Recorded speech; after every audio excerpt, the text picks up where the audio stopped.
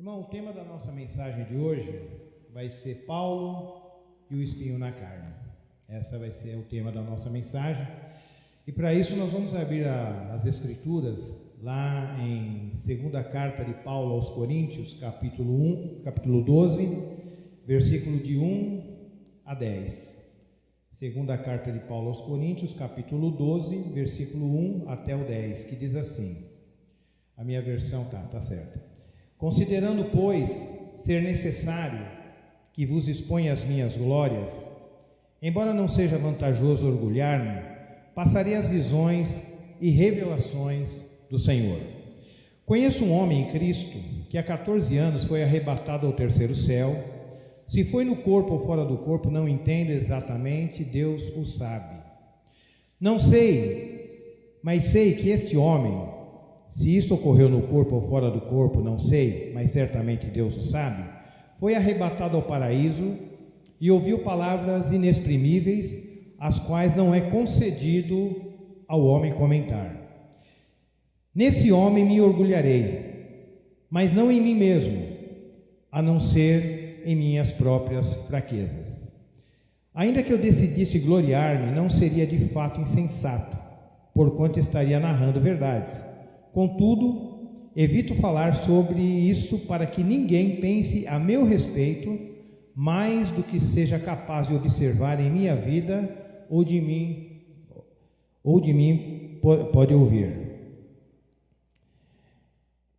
É para impedir que eu me tornasse arrogante por causa da grandeza dessas revelações, foi-me colocado um espinho na carne, um mensageiro de Satanás para me atormentar. Por 3 vezes roguei ao Senhor que o removesse de mim.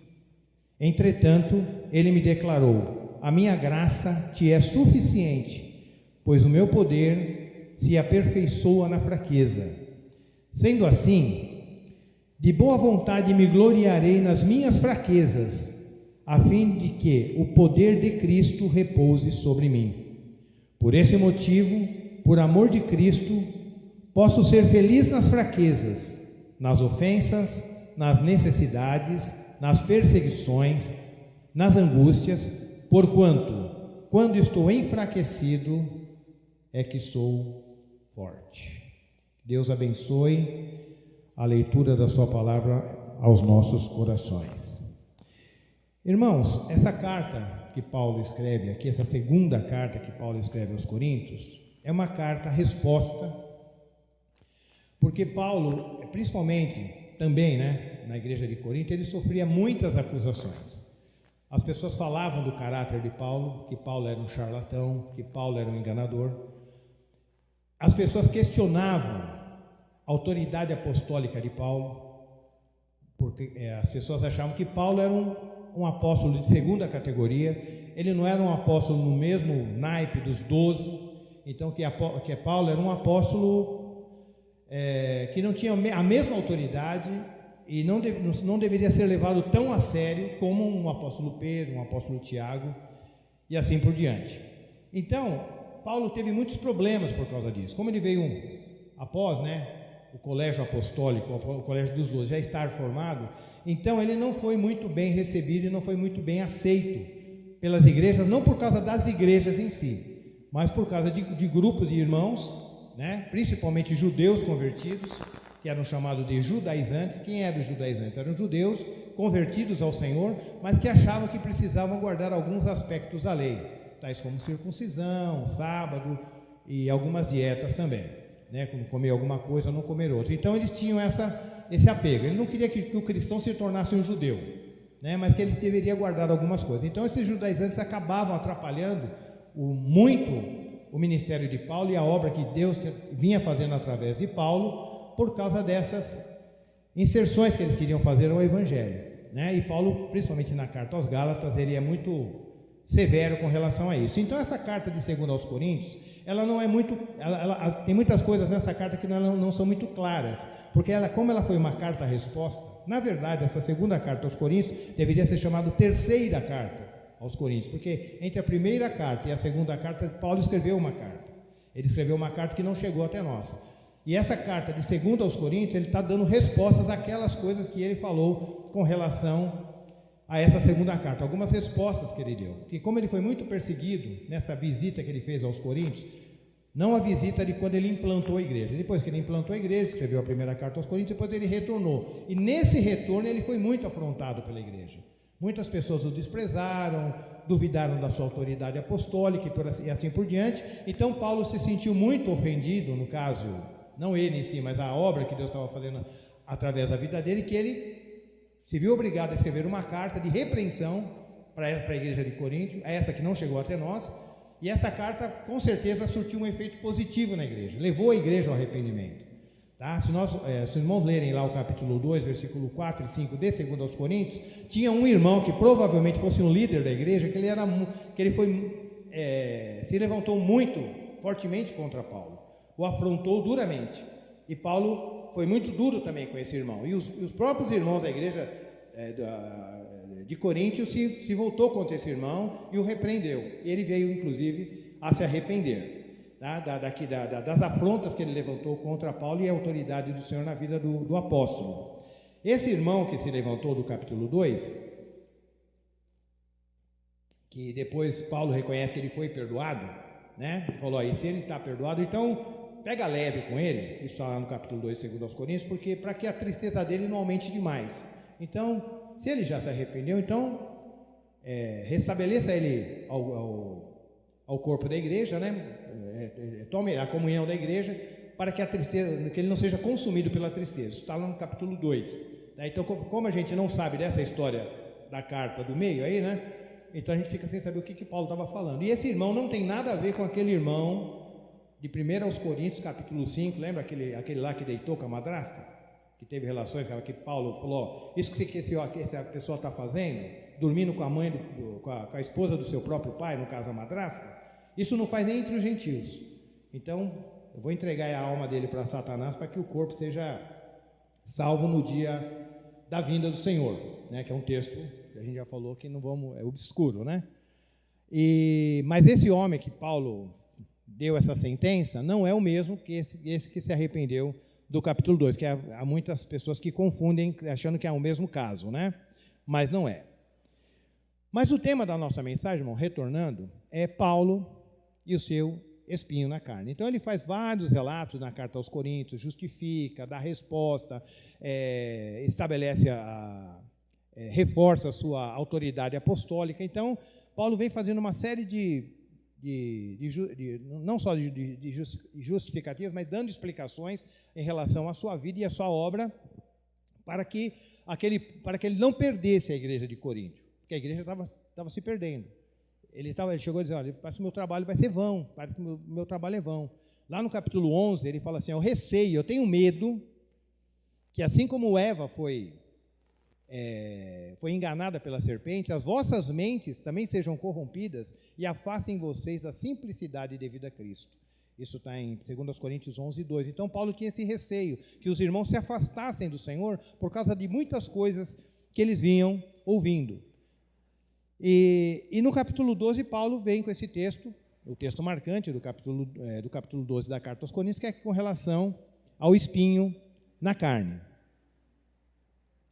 que faz parte também das explicações que ele vem dando para reforçar o seu ministério apostólico também, para mostrar o nível que ele tinha de clareza e de conhecimento do Senhor, até em relação ao colégio apostólico. Ele falou, olha, eu não devo nada aos irmãos, aos 12, aqueles que andaram com o Senhor.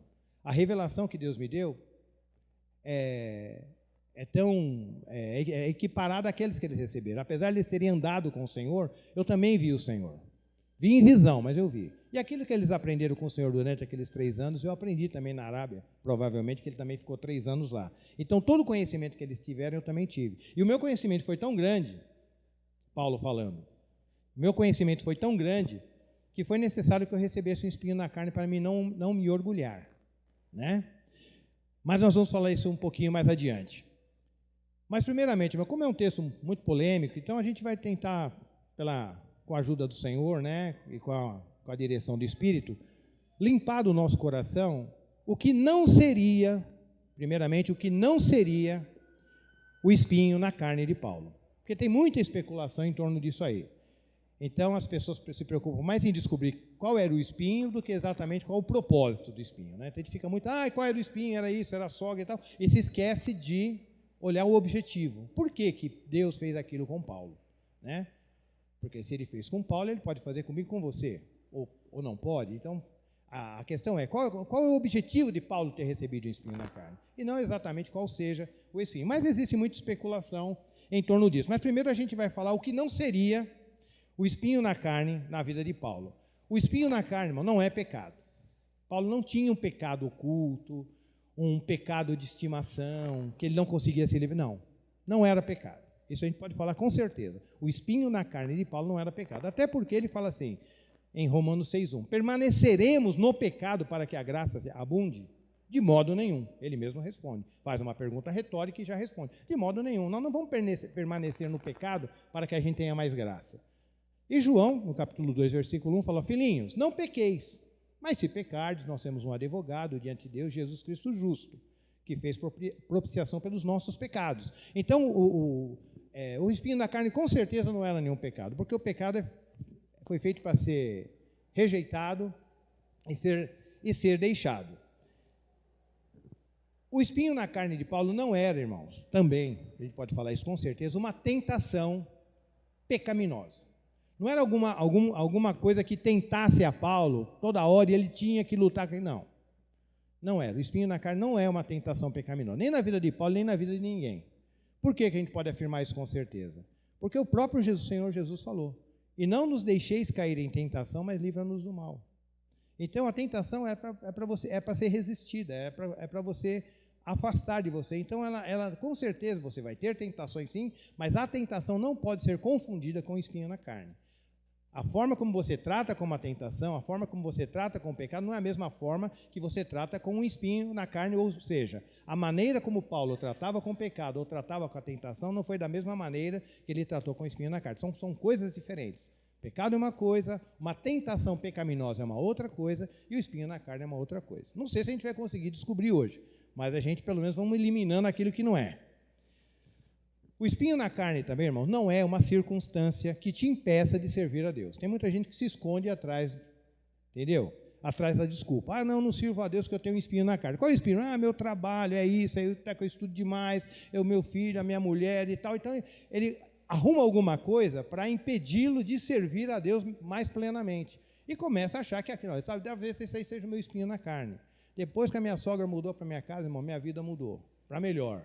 Para melhor.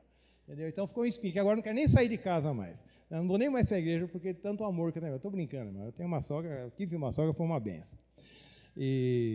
Então é só brincadeira. Ou cunhado, né? Tem gente que gosta de falar do cunhado também, né? Mas a circunstância, circunstâncias negativas, elas não podem ser confundidas com espinho na carne. Essas desculpas que muitas vezes nós usamos. E lá no versículo 7, irmãos, do capítulo 12, Paulo fala assim, e para impedir que eu me tornasse arrogante por causa das grandezas dessas revelações, aquilo que Deus, o Senhor, havia mostrado para Paulo, foi-me colocado um espinho na carne, um mensageiro de Satanás para me atormentar. E tem muitas pessoas que acham que o espinho na carne era o próprio demônio que ia visitar Paulo. De tarde e tal, ali aparecia um demônio na presença dele, porque ele fala assim, um demônio é um mensageiro de Satanás para me atormentar, e em versões mais antigas falam um mensageiro de Satanás para me esbofetear. Então há pessoas que acham que o espinho na carne era o próprio demônio. Uma aparição maligna que vinha assim, um demônio que se apresentava diante de Paulo para o atormentar de dia e de noite. Isso aqui, irmão, essa expressão de Paulo é uma hipérbole, é um exagero de linguagem, é para mostrar a gravidade do problema. Não é que ele recebia uma visita maligna ou demoníaca na vida dele, ou onde ele estava, ou na madrugada, ou sei lá. Não. Era alguma coisa que o atormentava, sim, mas não era um demônio ali visivelmente se apresentando para ele. Um espírito maligno se apresentando para ele. Isso é só uma figura de linguagem que Paulo usou aqui. Mas como que eu posso ter tanta certeza? Porque a Bíblia fala, resistir ao diabo e ele fugirá de vós. Eu acredito que Paulo soubesse como resistir ao diabo melhor do que a gente. Até porque, né? Foi Pedro que escreveu, mas ele com certeza sabia resistir ao diabo.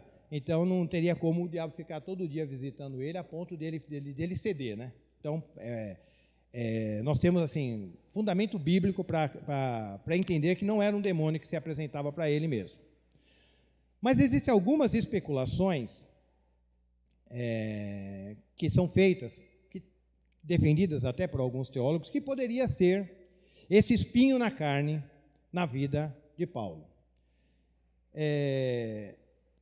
O espinho na carne, irmão, é uma provação.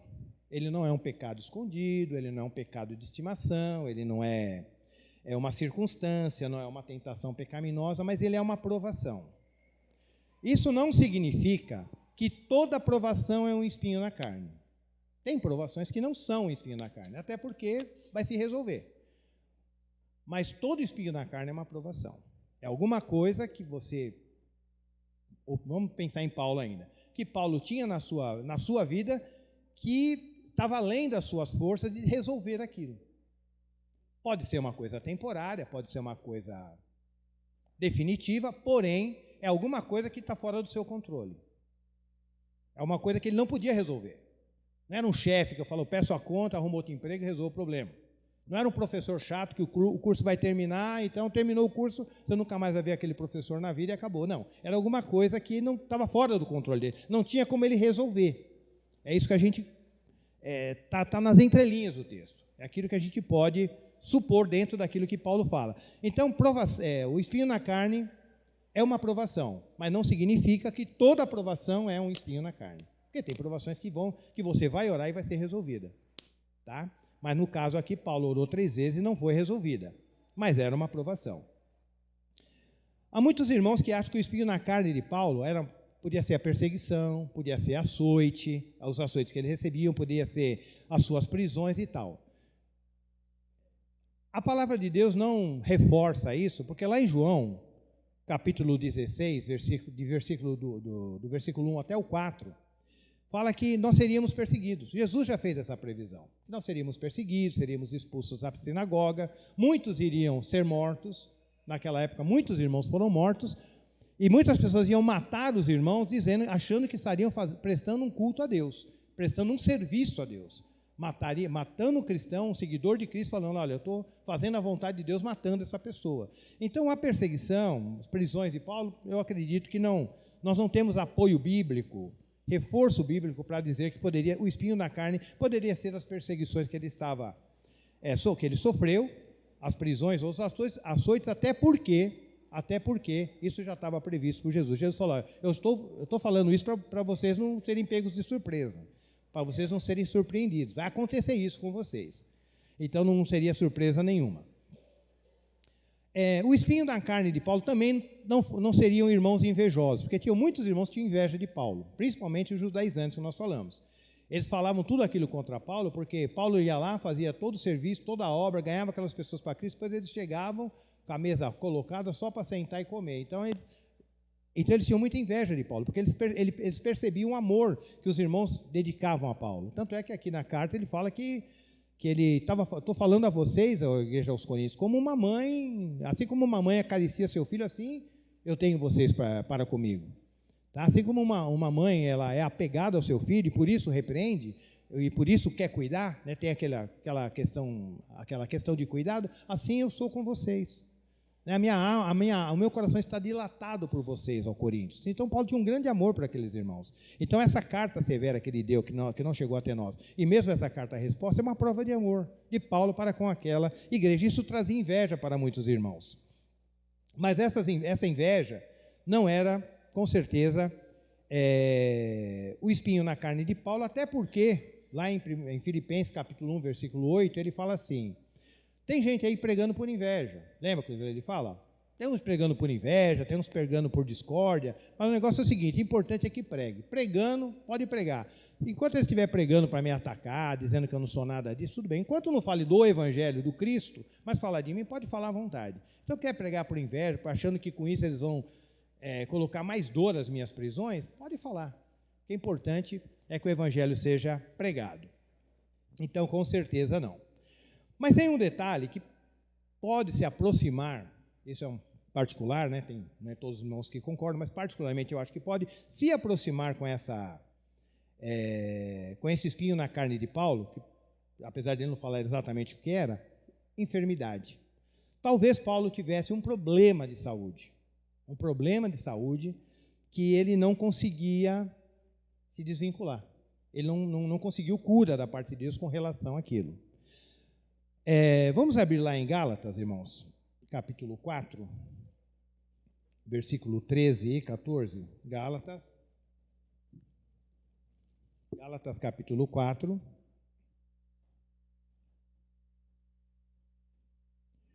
Diz assim, 4:13, ele estava repreendendo também essa igreja, mas ele estava falando como ele tinha sido recebido na igreja quando ele foi organizar a igreja lá as igrejas na Galácia, porque não era uma igreja só, a Galácia era uma região.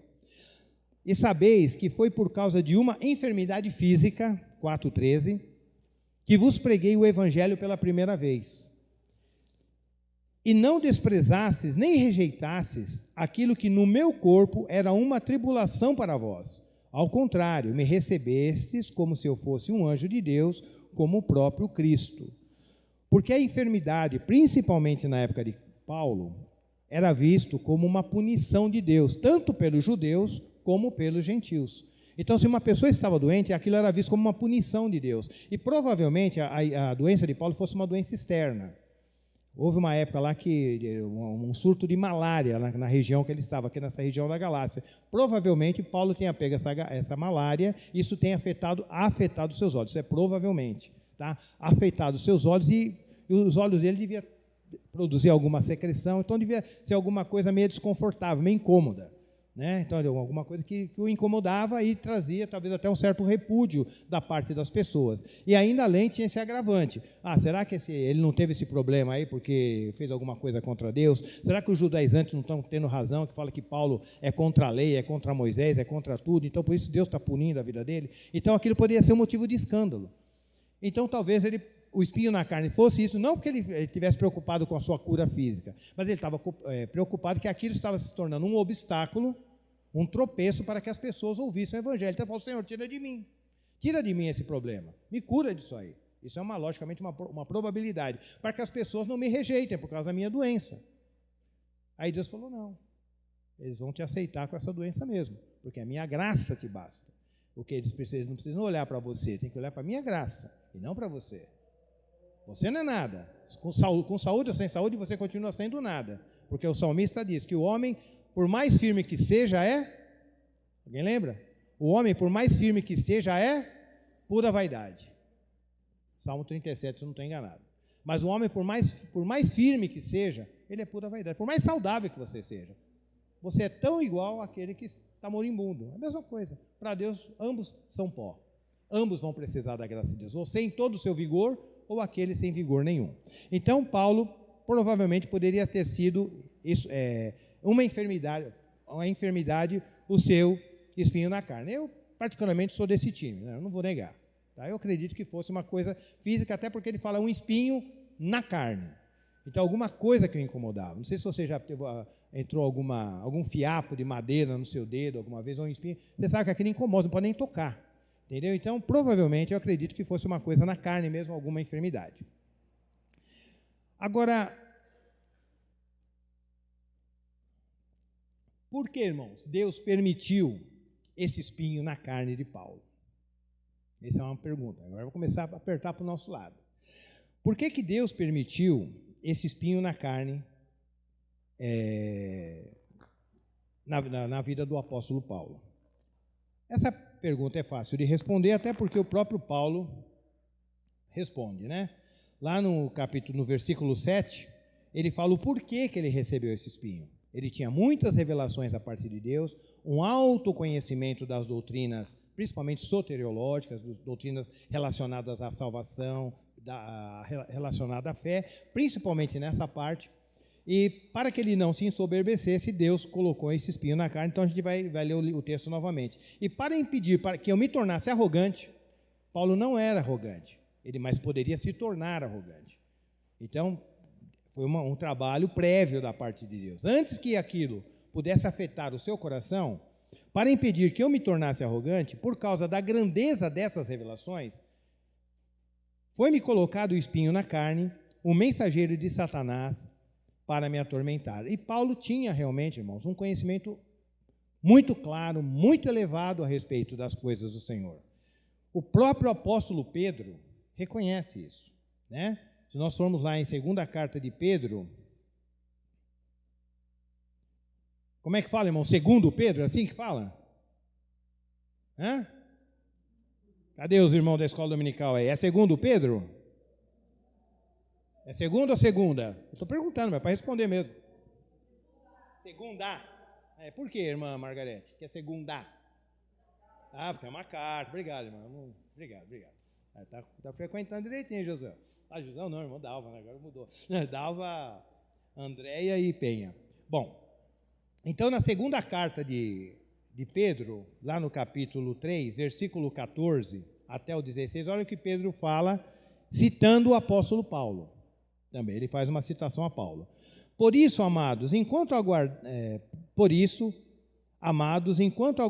esses eventos, que evento que ele está falando? A volta de Jesus, que é esse assunto que ele estava tratando.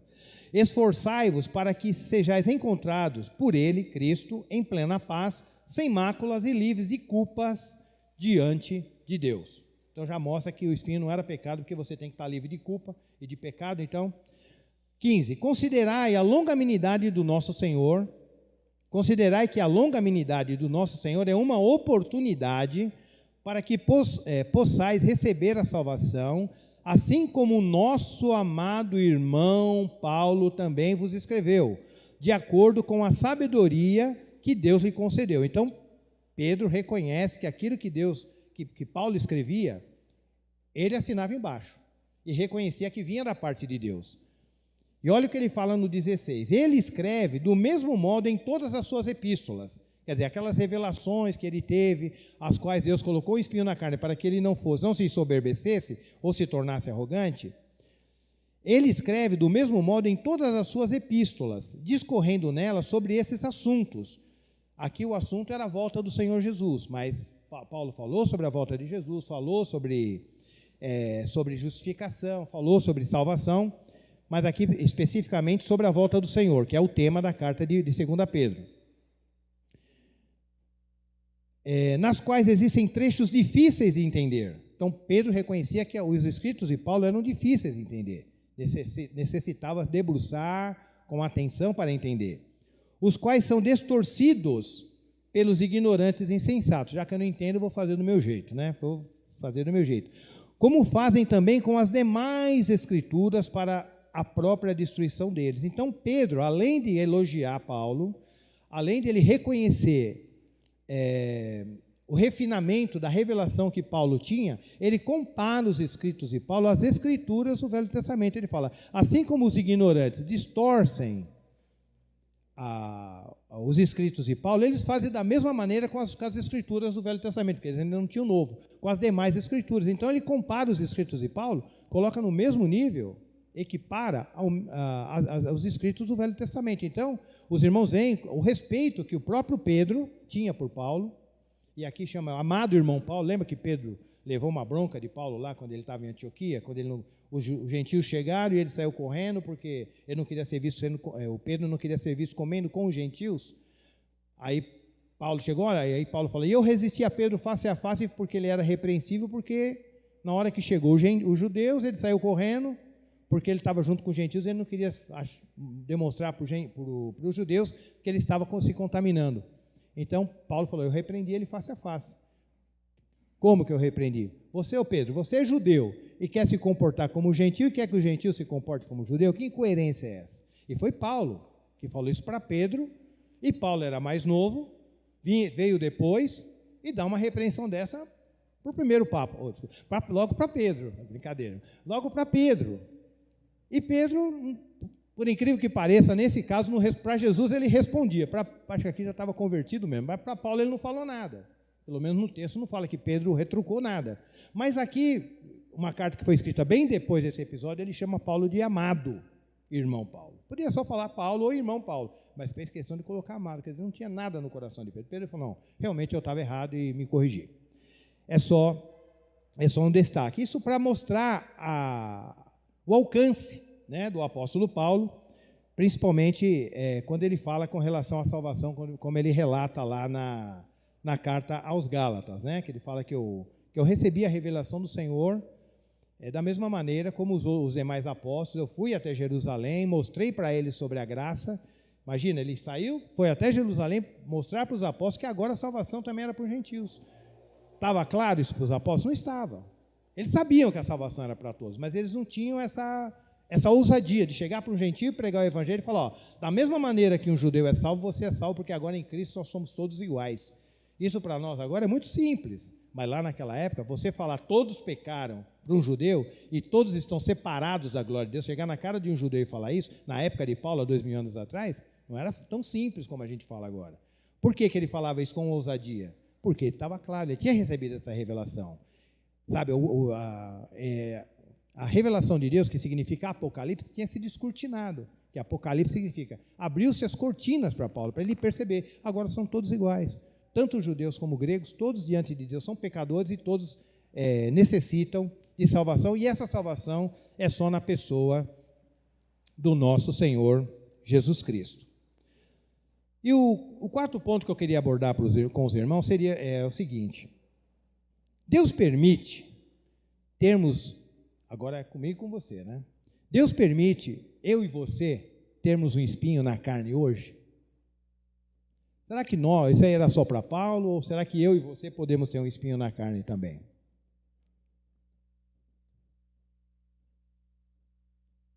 Sim, irmãos, eu creio que sim. E por quê que nós podemos receber um espinho na carne hoje? Logicamente, fazendo uma diferenciação. Espinho na carne não é provação. Lembra que eu falei? Desculpa. Nem toda aprovação é um espinho na carne. O espinho na carne é uma provação, é uma coisa específica.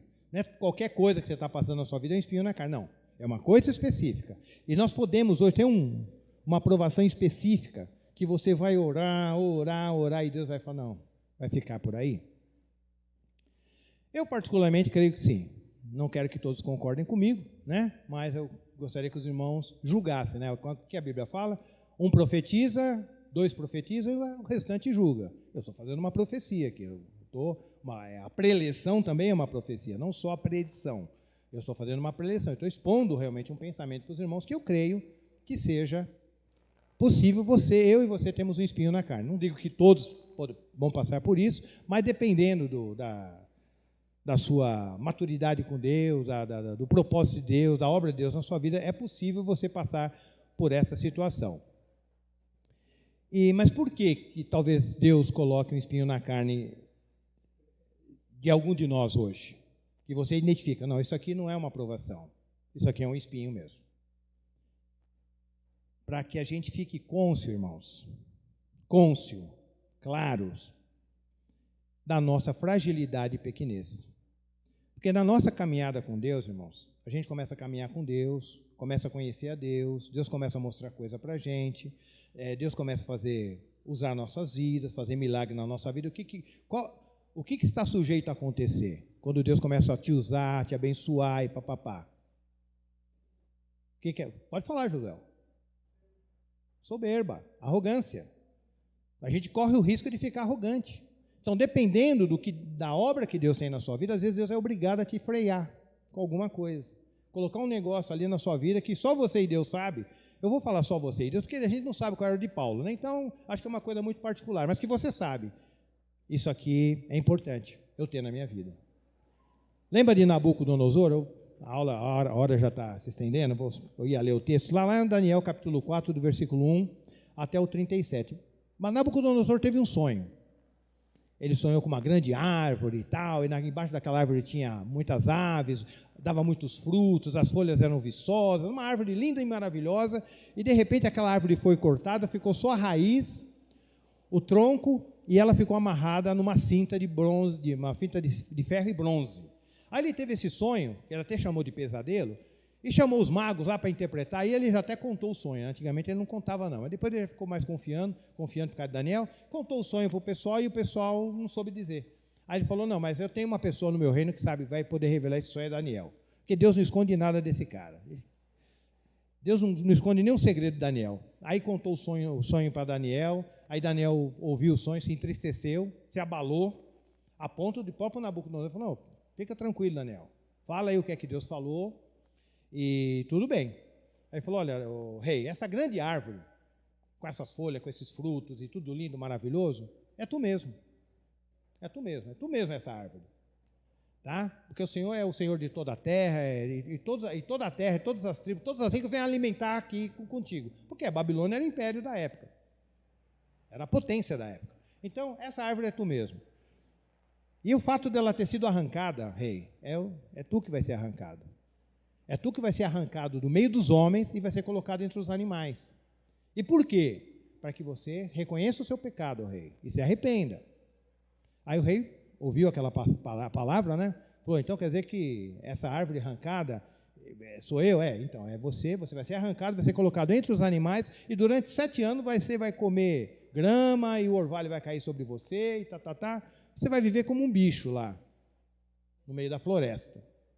Aí o rei falou, ficou pensando, mas passou um ano, irmão. A gente tem a memória curta, né? Passou um ano que Daniel tinha falado isso. Aí Nabucodonosor talvez tivesse esquecido do sonho, da revelação. Aí ele olhando assim, todo o seu reino, olhando toda a Babilônia. Sabe? Lembra quando Jesus levou Jesus lá para o alto no pináculo do templo, que ele viu todos os reinos da terra? Então, talvez Nabucodonosor estava vendo todo o seu reino, tal, admirado. Aí ele falou, caiu na bobagem, ele falou, essa é a grande Babilônia que eu construí. Aí o céu ouviu, irmão, quando ele falou, essa é a grande Babilônia que eu construir. Aí a Bíblia fala que assim que ele ouviu, o anjo veio e declarou, para que você saiba que o céu domina, o seu reino está sendo tirado de você agora. Porque eu, Senhor, dou o meu reino para quem eu quero e tiro de quem eu quero. Isso é uma palavra para nós, para o dia 30, viu, irmão? É Deus que move, tira e coloca. Ah, mas não foi eu que... Você votou errado, votou certo, sei lá. Mas é Deus que remove. Se Deus tiver que remover, Ele remove, irmão. Removeu Nabucodonosor, irmão. E ali não era por voto, não. Ali era ditadura dura mesmo. Ditadura dura. E não tinha conversa, não. Manda quem pode e obedece quem tem juízo. E Deus removeu. Colocou ele lá na floresta, 7 anos, comendo grama e tal. Aí depois de 7 anos... E esse relato do capítulo 4, é importante, irmãos, foi o próprio Nabucodonosor que escreveu. Esse capítulo, o capítulo 4, foi uma carta que Nabucodonosor escreveu para o seu reino. Deus, o Espírito Santo permitiu a carta de Nabucodonosor entrar no cânon sagrado. É um texto sagrado, escrito por Nabucodonosor. Foi a carta dele, a carta inspirada. Eu e você não vai entrar nunca, uma carta. Nabucodonosor entrou. Dizendo, olha, eu estou reconhecendo que é Deus que domina, que é Deus que coloca, é Deus que tira. Fiquei 7 anos comendo grama, minhas unhas cresceram, o pelo cresceu, mas eu reconheci que quem reina é o Senhor. E eu acredito que isso pode ser uma indicação do espinho na carne. Por que Deus permitiu isso em Nabucodonosor? Por causa da soberba. Deus tinha um plano na vida dele. Então Deus só levou para que você não se ensoberbeça. Eu vou te colocar esse espinho, eu vou te colocar essa provação. Foi provisória, mas eu vou colocar essa provação, porque depois de 7 anos aquilo foi resolvido. Existe um homem, irmãos, talvez os irmãos já tenham ouvido falar, isso é uma conclusão pessoal, tá? Ele não reconhece que essa história que eu vou contar como fosse um espinho na carne para ele, mas como ele já morreu também, não vai ter como processar nada, eu posso falar. Charles Spurgeon, os irmãos já devem ter ouvido falar. Então, ele foi considerado o príncipe dos pregadores do século XIX, um dos grandes pregadores. Moody gostava de ouvir Spurgeon, o irmão tem ideia. Ele ia para a Inglaterra e falou, eu louvo a Deus porque eu estou vivendo na época de Spurgeon. Então, é um homem que pregava para 14 mil, todo domingo, 20 mil. Quando tinha pouco, tinha 8, 7 mil pessoas ouvindo o homem pregar. Homem muito culto, muito inteligente, mas Spurgeon tinha um probleminha. Ele sofria de uma tristeza muito profunda ou de uma depressão, não sei. Mas uma tristeza muito profunda ele tinha. Então, vez por outra, ele ficava... Imagina, um homem com essa responsabilidade, com esse encargo, chegar até um domingo, ele falou, eu não consigo pregar hoje porque eu estou triste demais. E eu, com certeza, ele deve ter orado para Deus tirar essa tristeza dele, né, Paulo? Ele deve ter orado, né? Pelo menos, não vou dizer 3, não, 100, né? Então, aí teve um dia que ele não conseguiu pregar. Ele não conseguiu, Spurgeon, está registrado. E ele falava, ele escrevia isso, não é nada, não é segredo, não. Ele não conseguiu pregar um domingo. Alguém deve ter pregado no lugar dele. Aí ele pegou e foi em uma outra igreja. Ele pegou, foi em outra igreja, meio escondidinho, porque era muito conhecido, foi numa outra igreja e tal, sentou lá no banquinho da igreja ouvindo a mensagem do pastor. Só que as mensagens na época dele eram mensagens, as mensagens eram lidas, elas eram escritas, registradas e lidas. E o pastor, que estava pregando aquela noite, não reconheceu no primeiro momento a Spurgeon, aí ele começou a ler um sermão, pegou, abriu um sermão e começou a ler um sermão. Só que aquele sermão era de Spurgeon. Era de Spurgeon, porque era tudo registrado na época, né? Então ele pegou aquele sermão de Spurgeon e começou a ler aquele sermão. Mas no final do culto, os irmãos vão se cumprimentar e o Spurgeon aparece, o pastor reconheceu o Spurgeon, né? Aí uma saia justa, né? Falou, irmão Spurgeon, irmão, me perdoa, essa semana foi corrida, eu não tive condição de preparar o meu sermão e tal, por isso que eu li o sermão do irmão me perdoa e tal, todo envergonhado, todo constrangido. Aí o Spurgeon falou, não, irmão, glória a Deus, eu precisava ouvir esse sermão mesmo. Era uma palavra de consolação, eu falei, eu precisava ouvir esse sermão. Mas eu acredito, irmãos, que aquele problema de Spurgeon, isso logicamente é uma conclusão pessoal, pudesse ser um espinho na carne. Um homem que pregava para 8 mil, 12 mil, 20 mil pessoas, Moody, irmão, uma vez Moody foi dar uma pregação, só para você ver a comparação. Moody, ele alugou um teatro numa segunda-feira, o evangelista Moody, uma segunda-feira. Inclusive, ele, nas fotos que eu tenho, parece com o Robson, viu, Robson? Você já viu a foto do Moody? É bem... Não é parente, não, né? Não, porque Moody ele tinha uma barba, assim, que nem a do Robson, assim. Então, Moody, ele alugou, irmão, um teatro numa segunda-feira. Segunda-feira. Era dia de trabalho. Aí o secretário dele falou, meu irmão Moody, mas eu quero alugar. Ele falou, não pode alugar.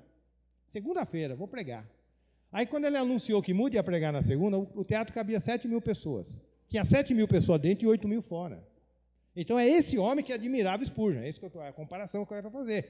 Então, imagina se esse Spurgeon não corria o risco de se tornar um homem soberbo. Então, talvez Deus, por causa disso, colocou um espinho para frear.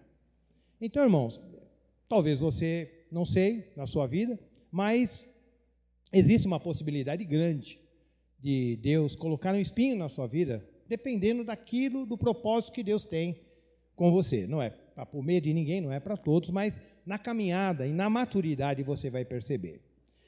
E eu gostaria, irmão, de já indo para a conclusão, desculpa ter passado um pouquinho, eu gostaria de fazer 2 perguntas para os irmãos. Os irmãos respondam no seu coração. Eu até perguntei a mim mesmo essas 2 coisas, né? Na medida que nós estamos preparando a palavra. Eu gostaria de terminar com 2 perguntas.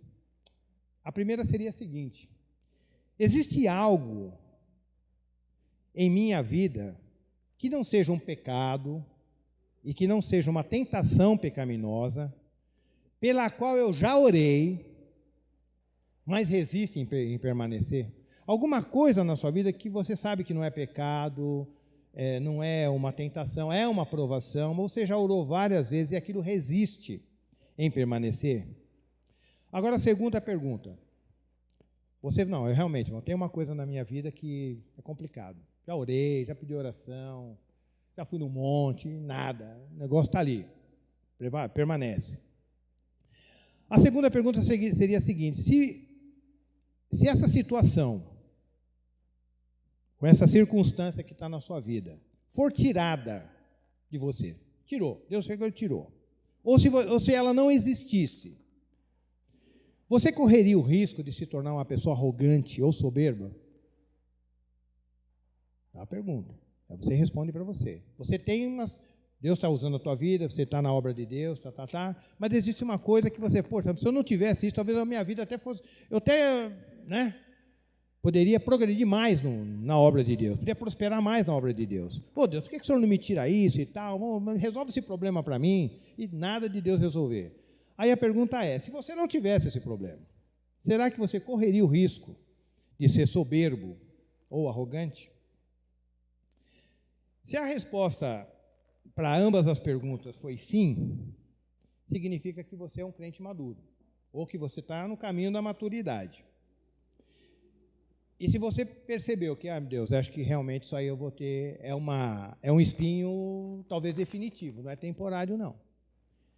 Então, irmãos, façamos como Paulo, peçamos graça, continuemos fazendo a obra do Senhor, porque o poder de Deus, ele se aperfeiçoa justamente nesses momentos de fraqueza.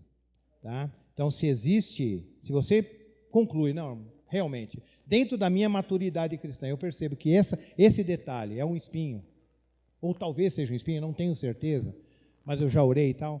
Então, enquanto você não sabe a resposta, ou se você já sabe melhor ainda, continue dependendo da graça de Deus. Senhor, me ajude. O espinho pode ficar aí, mas a sua graça não pode jamais nos faltar. E concluindo, irmãos, eu já contei isso para os irmãos, mas eu conto porque isso realmente foi uma realidade. Eu estava passando por uma situação que não está resolvida até hoje. Eu vou contar qual que é o espinho, não vou contar. Não. Paulo não contou o dele, mas não é pecado, o irmão já sabe, não é pecado, né, nem tentação, mas uma situação na minha vida. E aquela situação estava muito apertada, muito gritante, estreita, a ponto de eu falar, não, eu vou desistir da fé, não é desistir, eu vou desistir da fé, não é possível que Deus está permitindo uma situação dessa na minha vida. Lógico que hoje não no grau do que quando eu orei, né? Aí eu estava muito abatido, muito triste, minha mãe logicamente sabe o que é, tal, minha esposa também, mas eu falei, não, Senhor, não é possível, essa situação tem que resolver.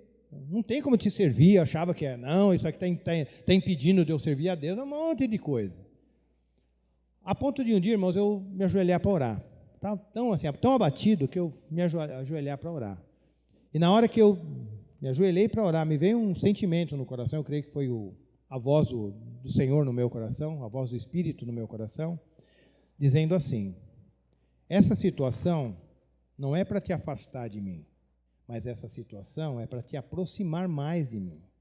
Irmão, aquilo foi um bálsamo no meu coração, um bálsamo. A situação continuou, tal, mas eu tinha aquela segurança. Aí eu comecei a avaliar como que Deus tinha sido bom comigo dentro daquela situação. Como Deus nunca tinha me desamparado, como Deus me usava, como Deus me abençoava, apesar daquela situação tão gritante, tão dolorida. Que eu falo assim, olha, sem isso aí eu vou viver muito melhor. Mas hoje eu penso, será que eu viveria melhor mesmo? Será que sem essa situação, que não está na sua totalidade resolvida, eu seria o mesmo Nelson que eu sou hoje? E se os irmãos acham arrogante, eu seria mais ainda. Imagina, né? Será que isso aí não foi um freio na minha vida? Eu respondo para mim mesmo, sim. Aí cada um responde para si. Amém, irmãos? Que Deus nos abençoe e espero que a palavra tenha falado aos nossos corações. Vamos ficar em pé. Convido os irmãos do louvor para cantarmos a última canção e vamos orar ao Senhor. Sim, Pai, nós te damos graças, porque a sua palavra é a verdade, Pai. Não é a minha palavra, é a sua palavra. E que teu Espírito possa completar nos corações, ó Deus, aquilo que, com certeza, por causa da nossa limitação, não foi falado. Obrigado, Pai. Que nós possamos sondar os nossos corações e deixarmos ser sondados por Ti. Que nós examinemos o nosso coração e que o Senhor possa sondar, para que o Senhor possa ver se existe algum caminho mau, alguma rebelião no nosso coração, alguma dureza, uma resistência ao teu propósito e o seu tratamento nas nossas vidas. E que o Senhor possa ter liberdade de ação nos nossos corações. Pois é em nome de Jesus que nós oramos e agradecemos.